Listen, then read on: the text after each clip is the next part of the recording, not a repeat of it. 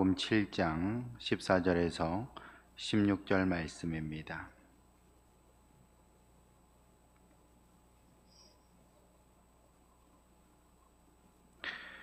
마가복음 7장 14절에서 16절. 무리를 다시 불러 이르시되 너희는 다 내 말을 듣고 깨달으라. 무엇이든지 밖에서 사람에게로 들어가는 것은 능히 사람을 더럽게 하지 못하되 사람 안에서 나오는 것이 사람을 더럽게 하는 것이니라 하시고. 아멘. 그 영국의 공영 방송이죠. 그 BBC에서 한번 그 조사를 한 적이 있었습니다. 그 사람들에게 이제 쭉 설문 조사를 한 것이죠. 물론 뭐 좀 이렇게 여러 영향력 있는 사람들의 그런 조사들도 함께 참조를 했겠습니다만 지난 1000년간 사람들에게 가장 많은 영향을 끼친 또는 그 가장 위대한 사상가는 누구인가 라는 그런 설문을 했던 거예요. 그래서 한 12 정도의 10명 정도의 어떤 사람들을 이렇게 추천을 받았는데요. 그때 이제 지난 1000년간 사람들에게 가장 영향을 끼친 그런 위대한 사상가 3위가 이제 만유인력을 발견해낸 뉴턴이었습니다. 그러니까 사과를 보고 만유인력을 찾아냈다고 그러죠. 그리고 두 번째 인물이 누군가 하니 바로 시간의 상대성을 규명한 바로 아인슈타인이었다라는 겁니다. 그럼 첫 번째 인물이 누군가? 지난 1000년간 가장 위대한 사상가로 꼽히는 사람이 누군가? 그건 바로 공산주의 이론을 만들어낸 마르크스였다라는 것이죠. 자본론이라는 책을 썼죠. 여러분, 이 마르크스라는 사람은 뭐 철학자 그리고 뭐 사상가라고 말할 수 있습니다. 이 사람은 말 그대로 이제 어떤 철학 사상을 글로 써냈고 그걸 통해서 어떤 공산주의 선언을 했던 사람이라고 말할 수 있습니다. 이 사람이 살던 시대는 이제 19세기 유럽이었는데요. 그때는 이제 말 그대로 이제 좀 뭐 자본주의가 아주 극에 달하고 또 그러면서 많은 사람들이 그렇게 이제 참 가난하고 힘들게 살아가던, 제대로 인간 대접받지 못하고 살아가던 그런 시절이었던 것이죠. 그때의 이 마르크스는 이 가난한 자들에 대해서 이 관심을 가져야 된다라는 것을 어찌 보면 이 역사 속에서 참 이렇게 일깨워준 그런 어떤 사람이라 말할 수 있습니다. 뭐 그의 의의를 뭐 굳이 하나 찾아보라면 가난한 사람에게 관심을 돌렸다라는 것, 뭐 이걸 우리가 찾아볼 수 있는 것이죠. 하지만 여러분, 그 사람이 이렇게 참 위대한, 그렇게 이제 대단한 어떤 일을 했다라고 말할 수는 있습니다만, 그러나 그 사람의 어떤 그 철학, 그 사람의 사상이 지금도 이렇게 많은 사람들에 의해서 연구가 되고 있죠. 또 그 책을 읽고 또 감명도 받고 뭐 그렇게 합니다. 하지만 이 사상이 현실에 적용될 때는 어떤 일이 벌어졌는가? 엄청나게 많은 사람들이 피를 흘려야 됐던 것이죠. 뭐 러시아 혁명을 통해서도 그렇고 또 중국 공산당의 어떤 모습을 통해서도 그렇고 당장 뭐 우리나라 같은 경우에도 이제 뭐 6.25 전쟁을 통해서 지금 분단의 역사 아픔을 갖고 있지 않습니까? 이런 것들이 어떻게 보면은 이 공산주의 사상을 현실에 적용을 할 때 나타나는 그런 어떤 모습들이었다. 많은 피 흘림이 있었다. 엄청나게 많은 사람들이 피 흘려 죽을 수밖에 없었다라는 것이죠. 이론은 너무 좋은 거예요. 뭐 이론은 정말 이렇게 하면은 유토피아가 만들어지겠구나.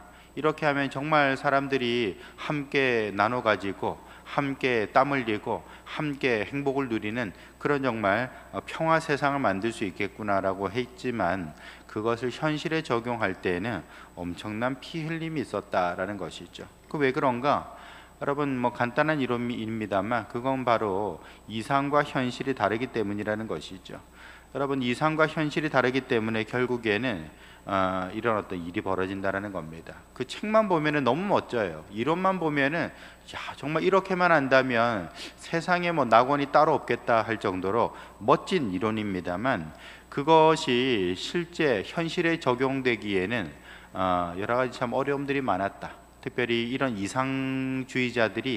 이상주의자들이 권력을 가졌다 또는 칼을 가졌다라고 했을 때 그것이 어떻게 위험으로 나타나게 되는가 하는 것을 우리들에게 잘 보여주는 그런 지난 한 세기였다라고 말할 수 있습니다.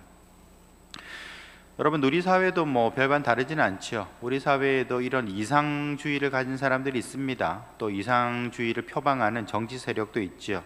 그들이 국민들로부터 표를 받았고 지지를 얻어서 권력을 획득했습니다. 힘도 가졌죠.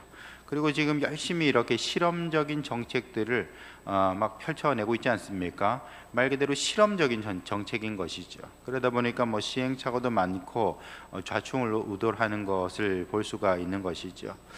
그런 걸 보면 우리나라 국민들이 굉장히 진취적이고 도전적이다. 그리고 또 참을성도 많은 것 같다라는 그런 생각도 들게 되는 것입니다. 어쨌든 이렇게 이상과 현실은 언제나 똑같이 작동하지는 않는다. 다를 때가 더 많다라는 것을 우리는 항상 생각할 수 있어야 됩니다. 오늘 본문에 보시면은 예수님께서 이 장로들의 전통, 장로들의 유전이라고 보통 얘기하죠. 손 씻는 문제. 이거 가지고 지금 바리새인들, 서기관들과 일종의 언쟁, 논쟁을 벌이신 것입니다. 그리고 나서는 제자들에게 뭐라고 하시는 거 아니? 14절에 너희는 내 말 잘 들어라 하시면서 15절 무엇이든지 밖에서 사람에게로 들어가는 것은 능히 사람을 더럽히지 못하되 사람의 안에서 나오는 것이 그 사람을 더럽히게 한다라고 얘기를 하고 있습니다. 밖에서 들어가는 거가 더럽히는 게 아니라 안에서 나오는 게 더럽힌다라는 것이죠. 우리 생각은 좀 다르지요. 여러분, 우리가 보통에는 뭐 밖에서 만지는 거, 뭐 이런 게 지지다, 그런 거 만지지 마라라고 얘기를 하는데 예수님의 말씀은 거꾸로 돼 있어요. 밖에서 들어가는 건 그거 아무렇지도 않다라는 겁니다. 오히려 안에서 나오는 것이 그 사람을 더럽게 한다. 그 사람을 좀 어지럽히게 하는 것이고 문제를 일으킨다라고 얘기를 하고 있죠. 여러분, 지금 이 말씀을, 이 표현, 밖에서 안으로 들어가고 안에서 밖으로 나온다라는 것을 조금 다르게 적용을 해본다면 이런 것이죠. 밖에서 안으로 들어가는 건 뭡니까? 그건 경험이고 실천이겠죠. 우리가 살아가면서 이것저것 만져보고 느껴보고 체험해보는 거, 이런 경험과 실천들, 이런 것들은 내가 만져보니까 이런 거구나, 느껴보니까 이런 거구나 라고 이제 아는 겁니다. 밖에서 내 안으로 들어오는 것이죠. 반대로 안에서 밖으로 나오는 건 뭐겠습니까? 이 이론과 몽상인 것이죠. 내가 책상에 앉아가지고 얼마든지 쓸 수 있습니다. 내가 책상에 앉아가지고 얼마든지 논할 수 있는 거예요. 여러분 한번 생각해 보세요. 이 세상의 모든 문제들을 내가 책상에 앉아가지고 해결할 수 있습니까? 없습니까? 해결할 수 있습니다. 얼마든지 세상은 이렇게 하면 되는 거야 라고 말할 수 있다는 것이죠. 하지만 여러분, 이렇게 안에서 밖으로 나오는 것, 나의 이론과 몽상이라는 것은 말 그대로 책상에 앉아가지고 세상 모든 문제를 풀 수 있을 것 같지만 그것이 실제로 적용됐을 때 어떻게 됩니까? 마치 공산주의 사상과 같이 많은 피 흘림과 문제를 일으키게 되는 걸 보게 되는 것이죠. 이런 것들이 결국에는 그 사람을 더럽힌다, 또는 그 사람의 삶에 문제를 일으킨다라고 말할 수 있는 것이죠. 여러분, 그러므로 이렇게 밖에서 안으로 들어온다라는 것은 말 그대로 인생을 이제 삶에서 이렇게 체험하는 그런 어떤 모습을 보여주고 있는 것이고요. 안에서 밖으로 나간다라는 것은 뭐 우리 소위 책으로 배운다 그러죠. 뭐 춤도 책으로 배웠다, 뭐 사랑도 책으로 배웠다, 뭐 이런 사람들이 있는데 그와 같이 어떤 이론과 몽상 속에 갇혀 있는 사람들이라 말할 수 있습니다. 바로 그런 사람들이 누굽니까? 바리새인들인 것이죠. 바리새인들은 책으로 영성을 배운 사람들입니다. 이 사람들은 말씀도 많이 알고 있고요, 암기하고 있는 구절도 많을 거예요. 말 그대로 책으로 영성을 배운 사람, 책상에 앉아서 영성을 배운 사람들이죠. 그러니까 어떤 모습으로 나타납니까? 항상 자를 들고 다니죠. 자를 딱 들고 다니면서 율법에 못 미치는구만 비난합니다. 뿐만 아니라 어떤 칼 같은 것을 이제 칼같이 다른 사람들이 이렇게 비난하면서 판단하게 되는 것이고, 그렇게 이제 살아가는 모습을 볼 수가 있는 것이죠. 한마디로 말해서 그들 안에는 사랑이 없었다라는 것이죠. 책에서 영성을 배우니까, 책상 머리에서 영성을 배우니까 전혀 온기를 느낄 수 없었다라는 것이죠. 반면에 예수님은 어떤 분이십니까? 예수님의 영성은 체험에서 나오는 영성이라 말할 수 있는 것이죠. 예수님은 어디 뭐 누구한테서 율법을 배우신 분도 아닙니다. 말 그대로 나사렛이라는 동네에서 자라나셨고 가난하게 힘들게 어떤 그 삶을 체험하시면서 그렇게 살아오셨던 것이죠. 여러분, 더더군다나 예수님은 하나님의 아들 아니십니까? 근데 예수님께서 저기 뭐 하늘에 있는 도서관에서 어떤 뭐 구원의 이론을 만드시고 어떤 이루신 분이 아니고요, 실제로 이 땅에 내려오셨어요. 체험의 현장 속에 들어오셔서 거기서 성육신하셔서 그렇게 이제 예수 그리스도로 어떤 사역을 감당하셨다라는 겁니다. 그래서 예수님은 삶의 눈물을 아는 겁니다. 빵의 배고픔을 아는 것입니다. 여러분, 그래서 죄인들을 만날 때 그들을 용서하시는 분이시죠. 그들을 사랑하시고 이해해 주시고 받아주시는 분이시라는 겁니다. 여러분, 바리새인들 같았으면 어림도 없죠. 당장 뭐 모세율법에는 돌로 쳐 죽이라 그랬습니다. 그러고 달려들 사람들 아니겠습니까? 하지만 예수님은 삶에서 영성을 배우신 분이시죠. 밖에서 안으로 들어오신 분입니다. 그렇기 때문에 결국에는 뭐 베드로 같은 배신자까지도 용서하시고 이해하시고 받아주시는 분이 되셨다라는 것입니다. 여러분, 그러므로 오늘 말씀을 한번 묵상해 보시기 바랍니다. 밖에서 안으로 들어오는 게 그 사람을 더럽히는 게 아니라는 겁니다. 오히려 안에서 밖으로 나오는 거, 책상머리에서 책으로 배우는 영성이 오히려 우리 삶에 문제가 될 수 있다라는 것, 우린 그것을 잘 기억하시면서, 특별히 여러분, 우리 순복음 안락교회가 속한 이 기아성 교단, 이 순복음 교단은 이 체험을 강조하는 교단입니다. 우리가 성령을 글로 배우는 것이 아니라 내가 직접 만나보고, 기도를 글로 배우는 것이 아니라 내가 직접 기도 응답하다 보는 그런 삶의 과정으로 나가는 것 아닙니까? 그러므로 우리에게는 체험이 있는 신앙이 있어야 되겠다라는 것이죠. 여러분, 17세기 프랑스에 로렌스 형제라는 사람이 있었습니다. 뭐 보통 로렌스 수도사, 로렌스 수사라고 하죠. 근데 이 사람은 뭐 참 가난한 집에서 자라가지고 뭐 저기 30년 전쟁 여기 참전도 했었고, 거기서 이제 결국 이제 뭐 다리에 부상을 입어가지고 좀 이게 쩔뚝거리는 그런 어떤 육신을 가지고 있었던 것이죠. 나중에 그가 가르멜 수도원, 이 갈멜 수도원이죠. 이 가르멜 수도원에 들어가서 거기서 이제 이 수도사로 이렇게 생활을 하게 되는데, 좀 배움이 좀 짧았던 것 같아요. 그래서 뭐 좀 고위 수도사로 이렇게 정식 쭉쭉 올라가지는 못하고, 쉽게 말해서 이제 수도원의 부엌에서 일하는 사람이 됐던 겁니다. 수도사들이 이제 밥 해주는 사람, 허드렛 일 해주는 사람이 됐던 것이죠.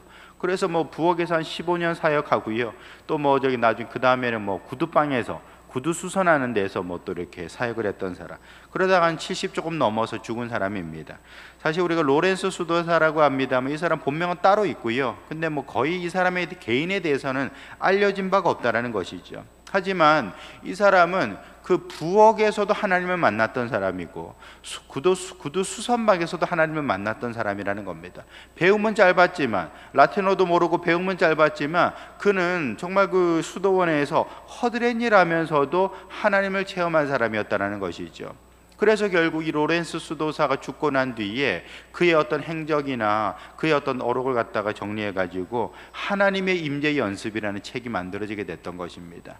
여러분, 결국 책으로 영성을 배우는 게 아니고요, 영성은 삶으로서 배우는 것이다, 삶으로서 체험하는 것이다 라는 것을 우리는 잘 기억해야 될 것입니다.